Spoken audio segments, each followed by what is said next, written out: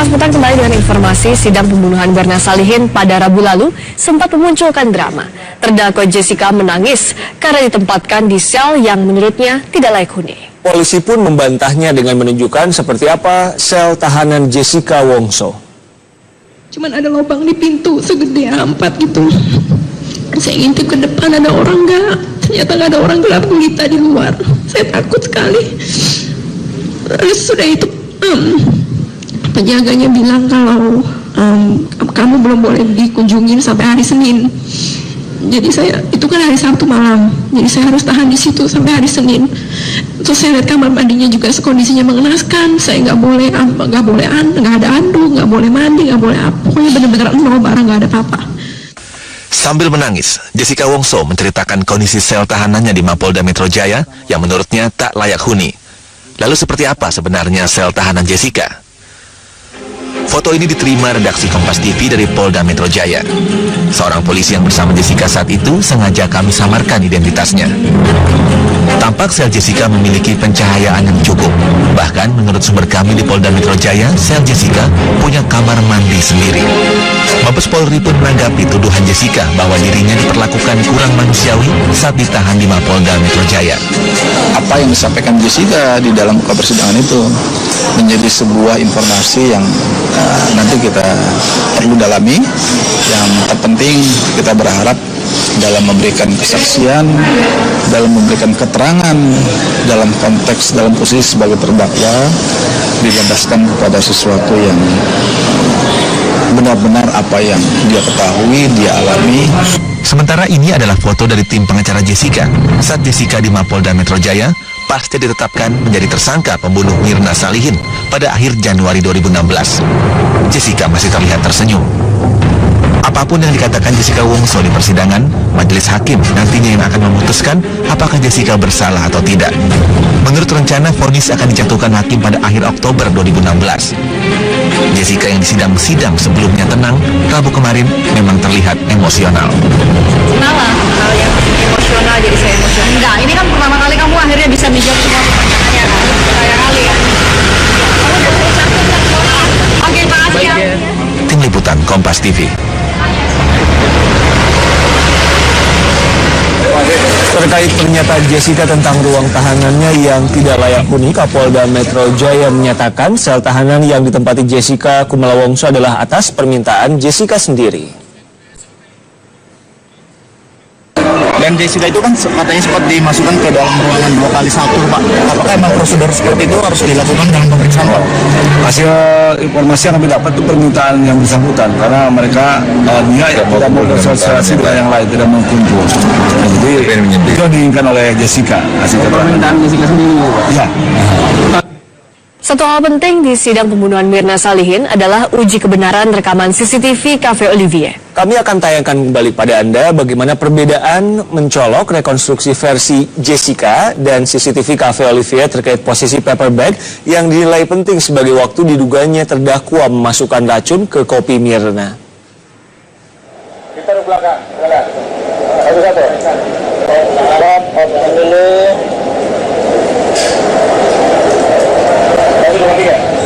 Masih dengan 243, dia sudah menaruh ke belakang tempat yang kedua. Ini adalah rekonstruksi versi terdakwa Jessica Wongso di Cafe Olivier pada awal Februari 2016 lalu. Video ini kami peroleh dari Polda Metro Jaya. Untuk informasi kepada Anda, Jessica hanya mau melakukan rekonstruksi versi dirinya.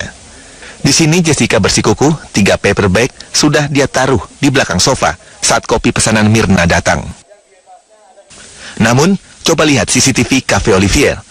Ini adalah saat pelayan Marlon membawakan 2 koktail pesanan Jessica. Koktail datang setelah kopi Mirna sampai di meja. Bisa Anda lihat, meski kurang jelas karena melalui teknik pembesaran gambar, masih nampak 3 paper bag di atas meja Jessica. Lalu apa kata Jessica di persidangan? Saudara meletakkan tasnya seperti apa? Dan bagaimana posisi duduk saudara? Apakah betul saudara dalam BAP ini, seingat saya saudara mengatakan duduk di tengah, kemudian tas juga saudara taruh di sofa? paper bag juga disuap, bagaimana dengan saudara? Iya, akan saya bisa jelaskan. Pada saat tersebut saya tidak terlalu fokus, jadi saya cuma melakukan saya sampai sini saya ngapain gitu. Jadi waktu waktu kemudian saya ditanyakan kembali tepatnya saya taruh apa di mana letaknya di mana, saya kurang begitu ingat, Pak. Jessica ternyata juga lupa pesanan mana yang lebih dulu datang, kopi Mirna atau koktail pesanannya. Seingat saudara yang datang duluan apa? Itu saya terus terang saya tidak bisa ingat sampai sekarang. Tepatnya kalau saya benar-benar ditanya datangnya yang mana duluan, itu udah kabur di otak saya. Sudah lupa, meskipun di persidangan ini juga sudah ada tayangan CCTV, saudara masih tetap tidak bisa mengingatnya. Saya mau berusaha menghilangkan, nggak terlalu terpengaruh sama CCTV, Pak. Sidang pembunuhan Mirna Salihin ditonton jutaan rakyat Indonesia. Dengan adanya CCTV, benar atau bohong terdakwa bisa terasa di persidangan. Rencananya Jessica Wongso akan divonis akhir Oktober 2016 mendatang. Tim Liputan Kompas TV. Dukungan politikus Partai Demokrat Ruhut Sitompul terhadap pasangan petahana Basuki Cahayapurnama dan Jarod Saiful justru mengancam posisinya di Partai Demokrat. Partai Demokrat meminta agar Ruhut dan Hayono Isman kembali pada keputusan partai yang mencalonkan Agus Silviana. Ruhut pun yakin ia tidak akan dipecat dari partai.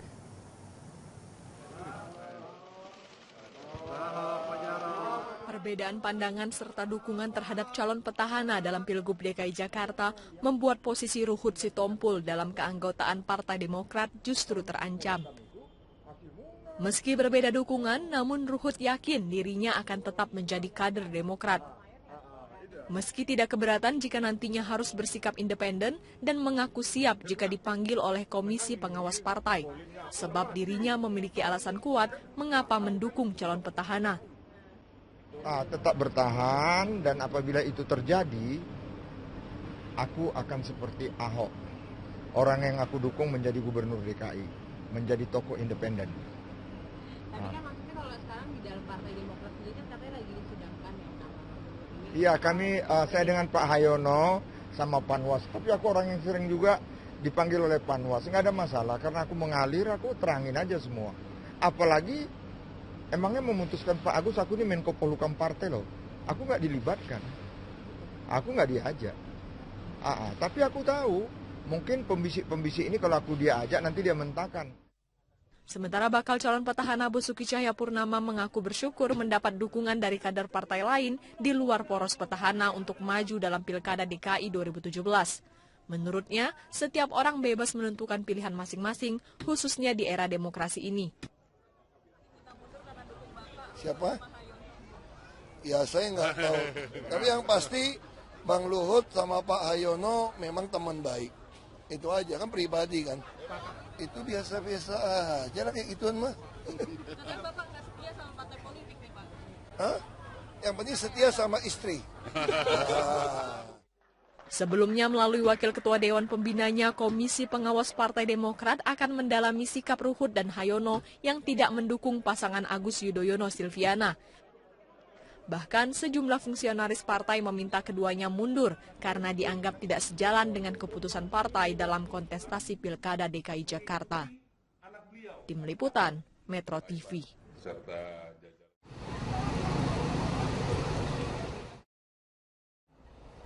PT Transportasi Jakarta atau Transjakarta memfasilitasi wisata gratis para lansia dari Panti Tresnawerda Cipayung dan Sasana Tresnawerda Ciracas, Jakarta Timur. Pantauan berita Jakarta TV Kamis 29 September 2016, sebanyak 40 lansia ini diajak untuk berwisata ke Museum Gajah dan Masjid Istiqlal menggunakan bus tingkat Jakarta City Tour. Selain diberikan tambahan wawasan oleh pemandu wisata, para lansia mengisi waktu perjalanan dengan bernyanyi bersama. Keceriaan dan antusiasme pun menghiasi raut wajah mereka yang biasanya hanya beraktivitas di area panti. Kegiatan hari ini adalah site visit busway yang kita bikin. Tema kali ini adalah senior traveler, yaitu untuk para lansia. Nah, tujuan dari kegiatan site visit busway ini adalah untuk memperkenalkan moda transportasi umum untuk ke semua kalangan, mulai dari anak kecil, dewasa, sampai lansia.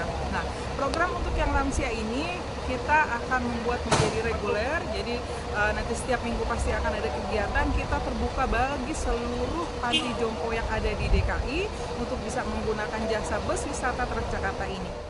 Sementara itu, Sumarni, salah seorang lansia, mengatakan dirinya senang dengan adanya program ini. Lebih lanjut, Sumarni menambahkan, dirinya berharap program jalan-jalan ini tetap diadakan agar tidak jenuh dan ada suasana baru. Ya, biasa aja dia benah pak tidur. Yang lain sih ini pada bikin kerampilan. Pengennya tetap jalan-jalan terus? Iya sih pengennya. Supaya apa, Bu? Ya supaya ada hiburan aja. Dari Jakarta, Agung Supriyanto memberitakan. PT Transportasi Jakarta atau Transjakarta mengoperasikan 14 bus tingkat wisata gratis. Menggunakan bus tingkat gratis ini, warga bisa mengunjungi sejumlah destinasi wisata di Jakarta. Di antaranya kawasan Kota Tua, Monumen Nasional atau Monas, Museum Nasional atau Museum Gajah, Gedung Arsip, Masjid Istiqlal, serta Gelora Bung Karno atau GBK. Masyarakat yang ingin menggunakan bus ini bisa naik dari sejumlah halte khusus yang telah disiapkan. Halte-halte tersebut yakni halte Juanda, halte Monas 1 dan 2, halte Balai Kota, halte Istiqlal, halte Museum Nasional, serta halte Pecenongan. Sementara itu, khusus saat akhir pekan Sabtu Minggu, bus wisata gratis ini beroperasi hingga malam hari dengan tujuan kawasan wisata Kota Tua. Kedepannya adalah masyarakat Jakarta khususnya bisa tahu bahwa Transjakarta juga menyediakan bus wisata, kita gunakan bis tingkat, dan semua tersosialisasi bahwa di Jakarta itu banyak tempat-tempat wisata, museum atau taman yang bisa dikunjungi sehingga bisa menambah ilmu pengetahuan. Bu, penggunaan bus Transjakarta ini gratis atau gimana?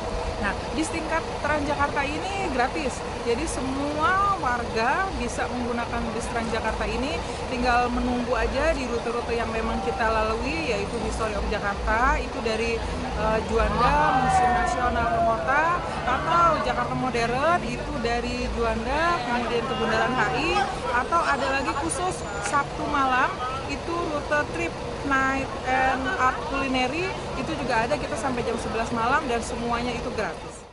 Dari Jakarta, Agung Supriyanto memberitakan.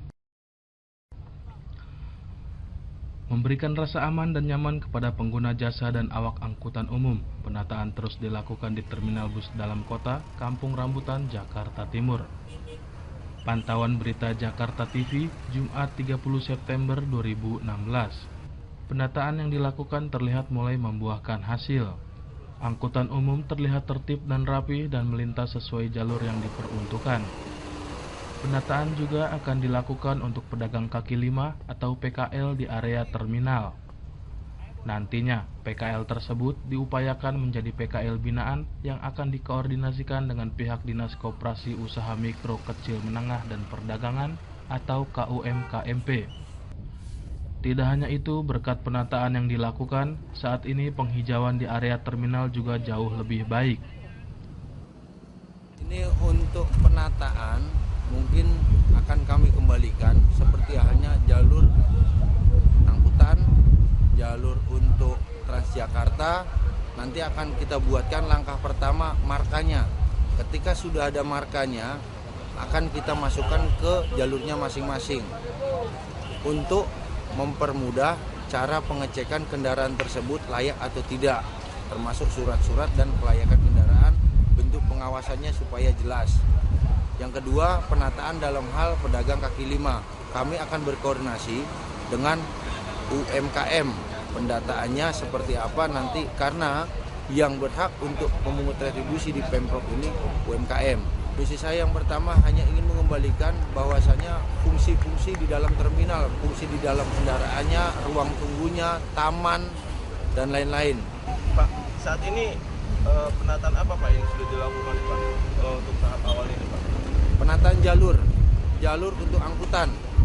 Langkah kami pembuatan untuk jalurnya supaya tertib. Mana itu angkutan kota yang mengarah ke selatan, ke Cibinong ataupun Depok, mana yang mengarah ke Lebak Bulus, semua sudah sesuai dengan warna dan jurusan masing-masing. Dari Jakarta Timur, Agung Supriyanto memberitakan.